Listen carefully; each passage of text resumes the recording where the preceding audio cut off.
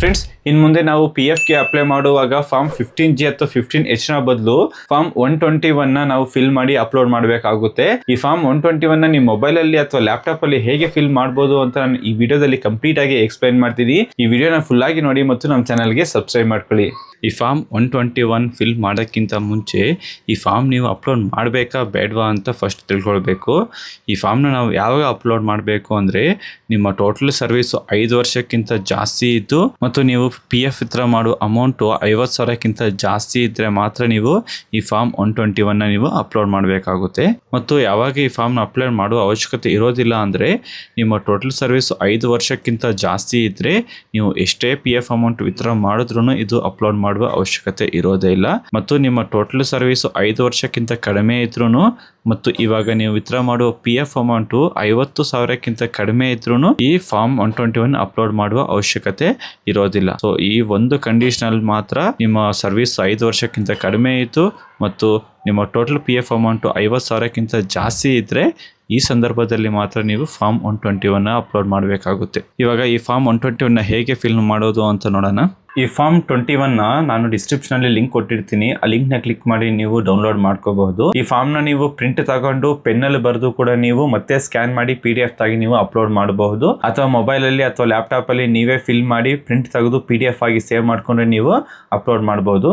ಇದರಲ್ಲಿ ನಮಗೆ part A ಮತ್ತು ಪಾರ್ಟ್ B ಅಂತ 2 ಸೆಕ್ಷನ್ಸ್ ಇರುತ್ತೆ. ಇದರಲ್ಲಿ ನಾವು ಜಸ್ಟ್ ಪಾರ್ಟ್ A ಮಾತ್ರ ನಾವು ಫಿಲ್ ಅಪ್ ಮಾಡಿ ಅಪ್ಲೋಡ್ ಮಾಡಬೇಕಾಗುತ್ತೆ. ಇದರಲ್ಲಿ ನಮಗೆ ಒಂದೊಂದು ಸೆಕ್ಷನ್ ಇದೆ, ಒಂದೊಂದಕ್ಕೂ ಇಲ್ಲಿ ರೆಫರ್ ನೋಟ್ 1 ರೆಫರ್ ನೋಟ್ 2 ಅಂತ ಇದೆಯಲ್ಲ, ಇದು ಹೇಗೆ ಫಿಲ್ ಮಾಡಬೇಕು ಅಂತ ನಮಗೆ ನೋಟ್ ಸೆಕ್ಷನ್ ಅಲ್ಲಿ ನೋಡಬಹುದು. ಇಲ್ಲಿ ನಿಮಗೆ ಡೀಟೇಲ್ಡ್ ಆಗಿ ಕೊಟ್ಟಿದ್ದಾರೆ. ಇದನ್ನು ಓದ್ಕೊಂಡ್ರೆ ನೀವು ಅಪ್ಡೇಟ್ ಮಾಡ್ಕೋಬಹುದು. ಫಸ್ಟ್ ಒನ್, ಇಲ್ಲಿ ನೇಮ್, ಇಲ್ಲಿ ನಿಮ್ಮ ಫುಲ್ ಹೆಸರನ್ನ ಬರೀಬೇಕು. ನಿಮ್ಮ ಆಧಾರ್ ಕಾರ್ಡ್ ಪ್ಯಾನ್ ಕಾರ್ಡ್ ಅಲ್ಲಿ ಹೇಗಿದೆಯೋ ಹಾಗೆ ಅಬ್ರಿವೇಷನ್ಸ್ ಅಥವಾ ಇನ್ಶಿಯಲ್ಸ್ ನೀವು ಎಂಟರ್ ಮಾಡಬಾರ್ದು. ಫುಲ್ ಹೆಸರು ಇಲ್ಲಿ ನೀವು ಎಂಟರ್ ಮಾಡಬೇಕಾಗುತ್ತೆ. ನೆಕ್ಸ್ಟ್ ಅಡ್ರೆಸ್ಸು, ಇಲ್ಲಿ ನಿಮ್ಮ ಕಂಪ್ಲೀಟ್ ಅಡ್ರೆಸ್ ನೀವು ಎಂಟರ್ ಮಾಡಬೇಕಾಗುತ್ತೆ. ನಿಮ್ಮ ಮನೆ ನಂಬರು, ನಿಮ್ಮ ಬಿಲ್ಡಿಂಗ್ ನೇಮು ಮತ್ತು ನಿಮ್ಮ ಏರಿಯಾ ನೇಮು, ನಿಮ್ಮ ಯಾವ ತಾಲೂಕು, ಡಿಸ್ಟಿಕ್ಕು, ಯಾವ ಸ್ಟೇಟು, ಕಂಟ್ರಿ ಎಲ್ಲ ವಿತ್ ಪಿನ್ ಕೋಡ್ ಪ್ರತಿಯೊಂದು ನೀವು ಡೀಟೇಲ್ಡ್ ಆಗಿ ಆಧಾರ್ ಕಾರ್ಡ್ ಅಲ್ಲಿ ಹೇಗಿದೆಯೋ ಹಾಗೆ ನೀವು ಬರೀಬೇಕಾಗುತ್ತೆ. ಸೊ ನಾನು ಅಪ್ಡೇಟ್ ಮಾಡಿದ್ದೀನಲ್ಲ, ಈ ತರ ನೀವು ಡೀಟೇಲ್ಡ್ ಆಗಿ ಅಪ್ಡೇಟ್ ಮಾಡಬೇಕಾಗುತ್ತೆ. ನೆಕ್ಸ್ಟ್ ಪರ್ಮನೆಂಟ್ ಅಕೌಂಟ್ ನಂಬರ್ ಅಂದ್ರೆ ನಿಮ್ಮ ಪ್ಯಾನ್ ಕಾರ್ಡ್ ನಂಬರ್ ಇಲ್ಲಿ ನೀವು ಎಂಟರ್ ಮಾಡಬೇಕು. ನೆಕ್ಸ್ಟ್ ಸ್ಟೇಟಸ್ ಇಂಡಿವಿಜುವಲ್ ಅಂತ ಎಂಟರ್ ಮಾಡಿ. ಸೊ ಅದಾದ್ಮೇಲೆ ಇಲ್ಲಿ ರೆಸಿಡೆನ್ಷಿಯಲ್, ಇಲ್ಲಿ ನೀವು ರೆಸಿಡೆಂಟ್ ಅಂತ ಎಂಟರ್ ಮಾಡಿ. ಮತ್ತೆ 5A ನಲ್ಲಿ ಇಲ್ಲಿ ನೀವು ಏನಾದ್ರು 60 ವರ್ಷಕ್ಕಿಂತ ಜಾಸ್ತಿ ಇದ್ರೆ ನಿಮ್ಮ ಏಜು ಇಲ್ಲಿ ಎಸ್ ಅಂತ ನೀವು ಎಂಟರ್ ಮಾಡಬೇಕು. 60 ವರ್ಷಕ್ಕಿಂತ ನೀವು ಕಡಿಮೆ ಇದ್ರೆ ನಿಮ್ಮ ಏಜು ಇಲ್ಲಿ ನೋ ಅಂತ ಎಂಟರ್ ಮಾಡಬೇಕು.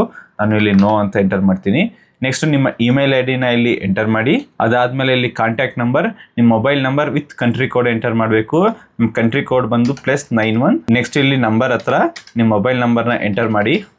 ಅದಾದ್ಮೇಲೆ 8ನೇದು ಇಲ್ಲಿ ಟ್ಯಾಕ್ಸ್ ಇಯರ್, ನಮ್ಗೆ ಇವಾಗ ಡಿಫಾಲ್ಟ್ ಆಗಿ ಟ್ಯಾಕ್ಸ್ ಇಯರ್ 2026 2027 ಅಂತ ಕೊಟ್ಟವ್ರೆ, ಅದನ್ನೇ ಎಂಟರ್ ಮಾಡಿ. ಅದಾದ್ಮೇಲೆ 9ನೇದು ಇಲ್ಲಿ ನೇಚರ್ ಆಫ್ ಇನ್ಕಮ್, ಅಂದ್ರೆ ನೀವು ಯಾವ ಪರ್ಪಸ್ಗೆ ಈ ಫಾರ್ಮ್ 21 ಫಿಲ್ ಮಾಡ್ತಾ ಇದ್ದೀರಾ ಅಂತ ಹೇಳ್ಬಿಟ್ಟು ನಾವು PF ವಿತ್ಡ್ರಾ ಮಾಡ್ಕೊಳಕಂತಲ್ವಾ, ಇಲ್ಲಿ ನಾವು PF ವಿತ್ಡ್ರಾವಲ್ ಅಂತ ಎಂಟರ್ ಮಾಡಿ. ಅದಾದ್ಮೇಲೆ estimate income for which declaration is made, ಅಂದ್ರೆ ನೀವು ಈ PF ವಿತ್ಡ್ರಾದಲ್ಲಿ ಎಷ್ಟು ಅಮೌಂಟ್ ನ ನೀವು ತಗೊಳ್ತಾ ಇದ್ದೀರಾ ಅಂತ ಆ ಅಮೌಂಟ್ ನ ಇಲ್ಲಿ ನೀವು ನಾನೊಂದು ಎಸ್ಟಿಮೇಟ್ ಆಗಿ ಒಂದು 60,000 ಅಂತ ಎಂಟರ್ ಮಾಡ್ತೀನಿ. ಸೊ ನೆಕ್ಸ್ಟ್ ಬಂದು 11ನೇದು ಇಲ್ಲಿ details of the form number 21 other than this form fill during the tax year, ಅಂದ್ರೆ ಇದಕ್ಕಿಂತ ಮುಂಚೆ ನೀವು ಬೇರೆ ಪರ್ಪಸ್ಗೆ ಅಂದ್ರೆ ಬ್ಯಾಂಕ್ ಇಂಟ್ರೆಸ್ಟ್ಗೆ, ಸ್ಟಾಕ್ ಡಿವಿಡೆಂಡ್ಗೆ, ರೆಂಟ್ಗೆ ಅಥವಾ ಏನಕ್ಕಾದ್ರೂ ನೀವು ಫಾರ್ಮ್ 21 ನ ಮುಂಚೆ ನೀವೇನಾದ್ರೂ ಈ ಇಯರ್ ಅಲ್ಲಿ ಫಿಲ್ ಮಾಡಿದ್ರಾ ಅಂತ ಅದು ಕೇಳ್ತಾ ಇರೋದು. ನೀವೇನಾದ್ರೂ ಮುಂಚೆ ಫಿಲ್ ಮಾಡಿದ್ರೆ ಎಸ್ ಅಂತ ಇಲ್ಲಿ ನೀವು ಟೈಪ್ ಮಾಡಿ, ಇಲ್ಲ ಅಂದ್ರೆ ನೋ ಅಂತ ನೀವು ಇಲ್ಲಿ ಟೈಪ್ ಮಾಡಿ. ಇಲ್ಲಿ ಏನಾದ್ರೂ ನೀವು ಎಸ್ ಅಂತ ಹಾಕಿದ್ರೆ ನೆಕ್ಸ್ಟ್ ನೀವು 11A ನಲ್ಲಿ ಎಷ್ಟು ಫಾರ್ಮ್ಸ್ ಅನ್ನು ನೀವು ಮುಂಚೆ ಫಿಲ್ ಮಾಡಿದ್ರಾ ಅಂತ, ಅಂದ್ರೆ ಎಕ್ಸಾಂಪಲ್ ಆಗಿ 1 ಅಂತ ಕನ್ಸಿಡರ್ ಮಾಡಿದ್ರೆ 1 ಅಂತ ಎಂಟರ್ ಮಾಡಬೇಕು. ಅದಾದ್ಮೇಲೆ ಇಲ್ಲಿ ಆ ಫಾರ್ಮ್ ಅಲ್ಲಿ ನೀವು ಎಷ್ಟು ಅಮೌಂಟ್ ಗೆ ಫಾರ್ಮ್ ನ ಫಿಲ್ ಮಾಡಿದ್ರಾ ಅಂತ ನೀವು ಇಲ್ಲಿ ಎಂಟರ್ ಮಾಡಬೇಕಾಗುತ್ತೆ. ನಾನು ಎಕ್ಸಾಂಪಲ್ ಒಂದು 20,000 ಅಂತ ಹಾಕಿರ್ತೀನಿ. ಬೈ ಸಪೋಸ್ ನೀವೇನಾದ್ರೂ ಫಾರ್ಮ್ 21 ಮುಂಚೆ ನೀವು ಫಿಲ್ ಮಾಡಿಲ್ಲ ಅಂದ್ರೆ ಈ ಇಯರ್ ಅಲ್ಲಿ ಇಲ್ಲಿ ನೋ ಅಂತ ಹಾಕಿ, ಸೊ ಇಲ್ಲಿ 0 ಅಂತ ಹಾಕಿ, ನೋ ಅಂತ ಹಾಕಿ, ಇಲ್ಲಿ 0 ಅಂತ ಹಾಕಿ, ಇಲ್ಲಿ ಬಂದ್ಬಿಟ್ಟು ನಾಟ್ ಅಪ್ಲಿಕೇಬಲ್. ಅದಾದ್ಮೇಲೆ 12ನೇದು ಬಂದ್ಬಿಟ್ಟು ಅಗ್ರಿಗೇಟ್ ಅಮೌಂಟ್, ಅಂದ್ರೆ ಟೋಟಲ್ ಅಮೌಂಟ್ ಇಲ್ಲಿ ಸೆಕ್ಷನ್ 10 ಅಲ್ಲಿ ಇದೆಯಲ್ಲ ಈ 60,000 ಮತ್ತೆ ನೀವೇನಾದ್ರೂ 10B ನಲ್ಲಿ ಇಲ್ಲಿ ಏನಾದ್ರೂ ಅಮೌಂಟ್ ಎಂಟರ್ ಮಾಡಿದ್ರೆ ಈ ಎರಡನ್ನು ನಾವು ಆಡ್ ಮಾಡಿಬಿಟ್ಟು ಇಲ್ಲಿ 12ದಲ್ಲಿ ನಾವು ಎಂಟರ್ ಮಾಡಬೇಕಾಗುತ್ತೆ. ನಮಗೆ ಈ 11B ದಲ್ಲಿ ಯಾವುದೇ ಅಮೌಂಟ್ ಇಲ್ಲ. ಸೊ 10 ಸೆಕ್ಷನ್ ಅಲ್ಲಿ ಏನಿದೆ ಆ ಅಮೌಂಟ್ನೇ ನೀವು ಇಲ್ಲಿ ಮತ್ತೆ ಎಂಟರ್ ಮಾಡಬೇಕಾಗುತ್ತೆ. ಸೊ 60,000. ಅದಾದ್ಮೇಲೆ ಸೆಕ್ಷನ್ 13 ಇಲ್ಲಿ estimated total income of the year including the income mention in the column 12 ಅಂತ ಅಂದ್ರೆ ಈ ಸೆಕ್ಷನ್ ಅಲ್ಲಿ ನಾವು ಎಂಟರ್ ಮಾಡಿರೋ 60,000 ಪ್ಲಸ್ ನಿಮ್ಮ ಟೋಟಲ್ ಇನ್ಕಮ್ ಇಯರ್ ದಲ್ಲಿ ನಿಮ್ಗೆ ಎಷ್ಟು ಬಂದಿದೆ ಅಂತ. ಅಂದ್ರೆ ನಿಮ್ಮ ಸ್ಯಾಲರಿ ಆಗಿರ್ಬೋದು, ನಿಮ್ಗೆ ರೆಂಟ್ ಇರ್ಬೋದು, ಡಿವಿಡೆಂಟ್, ಇಂಟ್ರೆಸ್ಟ್, ಪ್ರಾಫಿಟ್ ಏನೇ ಬಂದ್ರು ಎಲ್ಲಾ ಇನ್ಕಮ್ ನೀವು ಎಷ್ಟು ಬಂದಿದೆ ಈ ವರ್ಷದಲ್ಲಿ ಅಂತ ಒಂದು ಅಂದಾಜು ಮೊತ್ತವನ್ನು ನೀವು ಇಲ್ಲಿ ಎಂಟರ್ ಮಾಡಬೇಕಾಗುತ್ತೆ. ಅದರಲ್ಲಿ ಈ ಅಮೌಂಟ್ ಕೂಡ ಇನ್ಕ್ಲೂಡ್ ಆಗಿರ್ಬೇಕು. ಇದು PF ವಿತ್ಡ್ರಾವಲ್ ಅಲ್ವಾ. ಸೊ ಇಲ್ಲಿ ನಾವು ಒಂದು ಎಸ್ಟಿಮೇಟ್ ಆಗಿ ನಾನೊಂದು ಅಮೌಂಟ್ ಹಾಕ್ತೀನಿ 3,80,000 ಅಂತ. ನೆಕ್ಸ್ಟ್ ಬಂದ್ಬಿಟ್ಟು 14 ಸೆಕ್ಷನ್ ಅಲ್ಲಿ ಇಲ್ಲಿ ITR ಫಿಲ್ ಮಾಡಿದಿರಾ ಅಂತ. ಅಂದ್ರೆ ನೀವು ಲಾಸ್ಟ್ 2 years ಅಲ್ಲಿ ನೀವು ಇನ್ಕಮ್ ಟ್ಯಾಕ್ಸ್ ರಿಟರ್ನ್ಸ್ ಏನಾದ್ರು ಫಿಲ್ ಮಾಡಿದ್ರೆ ಈ ಸೆಕ್ಷನ್ ನೀವು ಅಪ್ಡೇಟ್ ಮಾಡಬೇಕಾಗುತ್ತೆ. ಇಲ್ಲ ಅಂದ್ರೆ ಇಲ್ಲ. ನೀವೇನಾದ್ರೂ ಇನ್ಕಮ್ ಟ್ಯಾಕ್ಸ್ ರಿಟರ್ನ್ಸ್ ಫಿಲ್ ಮಾಡಿದ್ರೆ, ಎಕ್ಸಾಂಪಲ್ ಆಗಿ ನೋಡಿ 2023 2024 ಇಲ್ಲಿ ಅಕ್ನಾಲೇಜ್ಮೆಂಟ್ ನಂಬರ್ ಅಂದ್ರೆ ನೀವು ಫಿಲ್ ಮಾಡಿದ್ರೆ ನಿಮ್ಗೆ ಅಕ್ನಾಲೇಜ್ಮೆಂಟ್ ಒಂದು 15 ಡಿಜಿಟ್ ಅಕ್ನಾಲೇಜ್ಮೆಂಟ್ ನಂಬರ್ ಬರುತ್ತೆ. ಅದನ್ನ ನೀವು ಇಲ್ಲಿ ಎಂಟರ್ ಮಾಡಬೇಕಾಗುತ್ತೆ. ಸೊ ಅದಾದ್ಮೇಲೆ ಇಲ್ಲಿ ನೀವು ಎಷ್ಟು ಅಮೌಂಟ್ಗೆ ನೀವು ಫಿಲ್ ಮಾಡಿದಿರಾ ಅಂತ, ಇನ್ನೊಂದು ಇಯರ್ 2024 2025 ಇದು ಎಷ್ಟು ಅಮೌಂಟ್ಗೆ ನೀವು ಇನ್ಕಮ್ ಟ್ಯಾಕ್ಸ್ ರಿಟರ್ನ್ಸ್ ನ ಮಾಡಿದಿರಾ ಅಂತ ನಾನೊಂದು ಎಸ್ಟಿಮೇಟ್ ಆಗಿ ಇಲ್ಲೊಂದು ಅಮೌಂಟ್ ನ ಹಾಕ್ತಾ ಇದ್ದೀನಿ. ಸೊ ನೀವು ಎಷ್ಟು ಹಾಕಿದ್ರೆ ಅಲ್ಲಿ ಡೀಟೇಲ್ಸ್ ಆಗಿ ಕರೆಕ್ಟ್ ಆಗಿ ಎಂಟರ್ ಮಾಡಿ. ಟ್ಯಾಕ್ಸ್ ರಿಟರ್ನ್ಸ್ ಮಾಡಿಲ್ಲ ಅಂದ್ರೆ ಲಾಸ್ಟ್ ಪ್ರೀವಿಯಸ್ ಇಯರ್ ಅಲ್ಲಿ ಇಲ್ಲೇನು ನೀವು ಎಂಟರ್ ಮಾಡಬೇಕಾಗಿಲ್ಲ. ಇದೆಲ್ಲಾನು ರಿಮೂವ್ ಮಾಡಿಬಿಟ್ಟು ಇಲ್ಲಿ ನೀವು ನಾಟ್ ಅಪ್ಲಿಕೇಬಲ್ ಅಂತ ಎಂಟರ್ ಮಾಡಿದ್ರೆ ಸಾಕು, ಬೇರೆ ಏನು ಬೇಕಾಗಿಲ್ಲ. ಸೊ ಇದಾದ್ಮೇಲೆ ನಮ್ಗೆ ನೆಕ್ಸ್ಟ್ ಇಲ್ಲಿ ಬಂದ್ಬಿಟ್ಟು ಡಿಕ್ಲರೇಷನ್. ಇಲ್ಲಿ ನಮ್ಮ ಹೆಸರನ್ನ ಬರೀಬೇಕಾಗುತ್ತೆ. ಸೇಮ್ ನಾವು ಮೇಲ್ಗಡೆ ಏನ್ ಕೊಟ್ಟಿರ್ತೀವೋ ಫುಲ್ ನೇಮ್ ಹೆಸರು ಇಲ್ಲಿ ಎಂಟರ್ ಮಾಡಬೇಕು. ಅದಾದ್ಮೇಲೆ ಇಲ್ಲಿ ನಮ್ಮ ಪ್ಯಾನ್ ಕಾರ್ಡ್ ನಂಬರ್ ನ ಎಂಟರ್ ಮಾಡಬೇಕು. ಮೇಲ್ಗಡೆ ಏನ್ ಪ್ಯಾನ್ ಕಾರ್ಡ್ ನಂಬರ್ ಕೊಟ್ಟಿರ್ತೀವೋ ಆ ಪ್ಯಾನ್ ಕಾರ್ಡ್ ನಂಬರ್ ಇನ್ನೊಂದ್ಸಲ ಎಂಟರ್ ಮಾಡಬೇಕು. ಅದಾದ್ಮೇಲೆ ಇಲ್ಲಿ ನಾವು ಪ್ಲೇಸ್ ನೀವು ಎಲ್ಲಿಂದ ಈ ಫಾರ್ಮ್ ನ ಫಿಲ್ ಮಾಡ್ತಾ ಇದ್ರ ಅಂತ, ಮತ್ತೆ ಇಲ್ಲಿ ನೀವು ಸಿಗ್ನೇಚರ್ ನ ಹಾಕ್ಬೇಕಾಗುತ್ತೆ.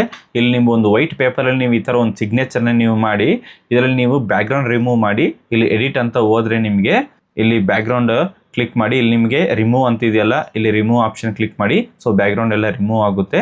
ಮತ್ತು ಇಲ್ಲಿ ಕ್ರಾಪ್ ಮಾಡ್ಕೋಬಹುದು. ನಮ್ಗೆ ಇಷ್ಟೊಂದೇನು ಬೇಕಾಗಿಲ್ಲ, ಸಿಗ್ನೇಚರ್ ಎಷ್ಟಿದೆಯೋ ಅಷ್ಟೇ ಸಾಕು. ಇಲ್ಲಿ ಸೇವ್ ಆಪ್ಷನ್ ಇದೆಯಲ್ಲ, ಸೇವ್ ಆಸ್ ಮಾಡಿಬಿಟ್ಟು PNG ಅಲ್ಲಿ ನೀವು ಸೇವ್ ಮಾಡ್ಕೋಬಹುದು. ನೆಕ್ಸ್ಟ್ ಇಲ್ಲಿ ಸಿಗ್ನೇಚರ್ ಹತ್ರ ಇಲ್ಲಿ ಸೆಲೆಕ್ಟ್ ಮಾಡಿ, ಇನ್ಸರ್ಟ್ ಅಲ್ಲಿ ಪಿಕ್ಚರ್ಸ್ ಅಂತ ಇದೆಯಲ್ಲ ಇದ್ರ ಮೇಲೆ ಕ್ಲಿಕ್ ಮಾಡಿ, ದಿಸ್ ಡಿವೈಸ್ ಮೇಲೆ ಕ್ಲಿಕ್ ಮಾಡಿ. ಅಲ್ಲಿ ನೆಕ್ಸ್ಟ್ ನಿಮಗೆ ಎಲ್ಲಿ ಸೇವ್ ಮಾಡಿದ್ರೆ ನೀವು ಇಲ್ಲಿ ಸಿಗ್ನೇಚರ್ನ ಇದನ್ನು ಕ್ಲಿಕ್ ಮಾಡಿ, ಇನ್ಸರ್ಟ್ ಮೇಲೆ ಕ್ಲಿಕ್ ಮಾಡಿ, ನಿಮ್ಮ ಸಿಗ್ನೇಚರ್ನ ಇಲ್ಲಿ ಅಡ್ಜಸ್ಟ್ಮೆಂಟ್ ಮಾಡಿ.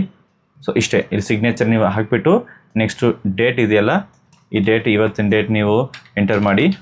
ಅದಾದಮೇಲೆ ಇಲ್ಲಿ ಮತ್ತೆ ನಿಮ್ಮ ಫುಲ್ ನೇಮ್ನ ಇಲ್ಲಿ ಎಂಟರ್ ಮಾಡಿ. ಅಷ್ಟೇ, ಈ ಫಾರ್ಮ್ ಫಿಲ್ ಮಾಡೋದು ಮುಗೀತು. ಸೊ ಪಾರ್ಟ್ ಬಿ ನಾವೇನು ಮಾಡಬೇಕಾಗಿಲ್ಲ. ಸೊ ಅದಂಗೆ ಬಿಟ್ಬಿಡಿ. ಸೊ ಒಂದ್ಸಲ ಎಲ್ಲ ಡೀಟೇಲ್ಸು ಒಂದ್ಸಲ ಚೆಕ್ ಮಾಡ್ಕೊಳ್ಳಿ. ನಿಮ್ಮ ಹೆಸರು, ಅಡ್ರೆಸ್ಸು ಇದೆಲ್ಲಾನು ಒಂದ್ಸಲ ಚೆಕ್ ಮಾಡ್ಕೊಳ್ಳಿ. ಚೆಕ್ ಮಾಡ್ಕೊಂಡಾದ್ಮೇಲೆ ಫೈಲ್ ಅಂತ ಹೋಗ್ಬಿಟ್ಟು ಇಲ್ಲಿ ಪ್ರಿಂಟ್ ಅಂತಿದೆಯಲ್ಲ, ಪ್ರಿಂಟ್ ಮೇಲೆ ಕ್ಲಿಕ್ ಮಾಡಿ. ಸೊ ಪ್ರಿಂಟ್ ಮೇಲೆ ಕ್ಲಿಕ್ ಮಾಡಿದ್ರೆ ನಿಮಗೆ ಇಲ್ಲಿ ಪ್ರಿಂಟರ್ ಅಂತಿದೆಯಲ್ಲ, ಇಲ್ಲಿ ನಿಮಗೆ ಮೈಕ್ರೋಸಾಫ್ಟ್ ಪ್ರಿಂಟ್ ಟು PDF ಇದನ್ನ ಸೆಲೆಕ್ಟ್ ಮಾಡಿ. ಇದಾದ್ಮೇಲೆ ಒಂದು ಕಾಪಿ. ಸೊ ಇಲ್ಲಿ ನೋಡ್ಕೋಬಹುದು ಎಲ್ಲ ಡೀಟೇಲ್ಸ್ ನಿಮ್ಗೆ ಹೇಗೆ ಬರುತ್ತಂತ. ಇದಾದ್ಮೇಲೆ ಇಲ್ಲಿ ಪ್ರಿಂಟ್ ಮೇಲೆ ಕ್ಲಿಕ್ ಮಾಡಿ. ಸೊ ಈ ಡಾಕ್ಯುಮೆಂಟ್ ನಿಮಗೆ PDF ಆಗಿ ಸೇವ್ ಆಗುತ್ತೆ. Filled form 121. ಸೊ ಈ ತರ ಸೇವ್ ಮಾಡ್ಕೊಳ್ಳಿ. ಡೌನ್ಲೋಡ್ಸ್ ಅಲ್ಲಿ ಎಲ್ಲ ಒಂದ್ ಹತ್ರ ನೀವು ಸೇವ್ ಮಾಡ್ಕೊಳ್ಳಿ. ನಾವು ಫಿಲ್ ಮಾಡಿವಿ ಫಾರ್ಮ್ 21 ನ ಇಲ್ಲಿ ನೋಡಬಹುದು. ಸೊ ಈ ಡೀಟೇಲ್ಸ್ ಇದೆ. ನೀವು ಏನಾದ್ರು ಚೇಂಜಸ್ ಬೇಕಂದ್ರೆ ಮತ್ತೆ ವರ್ಡ್ ಡಾಕ್ಯುಮೆಂಟ್ ಅಲ್ಲಿ ಹೋಗ್ಬಿಟ್ಟು ನೀವು ಚೇಂಜಸ್ ಮಾಡ್ಕೋಬಹುದು. ಎಲ್ಲ ಡೀಟೇಲ್ಸ್ ನಮ್ಗೆ ಇಲ್ಲಿ ಬಂದಿದೆ. ಈ ಫಿಲ್ ಮಾಡಿರೋ ಫಾರ್ಮ್ ನ ನೀವು PF ಅಪ್ಲೈ ಮಾಡುವಾಗ ಅಲ್ಲಿ ಅಪ್ಲೋಡ್ ಮಾಡಿಬಿಟ್ಟು ನೀವು ಅಪ್ಲೈ ಮಾಡ್ಕೋಬಹುದು. ಈ ವಿಡಿಯೋದಲ್ಲಿ ನಿಮ್ಗೆ ಏನಾದ್ರು ಡೌಟ್ಸ್ ಇದ್ರೆ ನೀವು ಕಮೆಂಟ್ ಮಾಡಬಹುದು. ನಾನು ನಿಮ್ಗೆ ಪಕ್ಕ ಸಹಾಯ ಮಾಡ್ತೀನಿ. ಈ ವಿಡಿಯೋ ಇಷ್ಟ ಆಗಿದ್ರೆ ಲೈಕ್ ಮಾಡಿ ಮತ್ತು ನಿಮ್ಮ ಫ್ರೆಂಡ್ಸ್ ಅವ್ರಿಗೂ ಶೇರ್ ಮಾಡಿ. ಇದೇ ತರ ಮಾಹಿತಿಗಾಗಿ ನಮ್ಮ ಚಾನಲ್ಗೆ ಸಬ್ಸ್ಕ್ರೈಬ್ ಮಾಡ್ಕೊಳ್ಳಿ. ಮತ್ತೆ ಸಿಗೋಣ. ಬಾಯ್.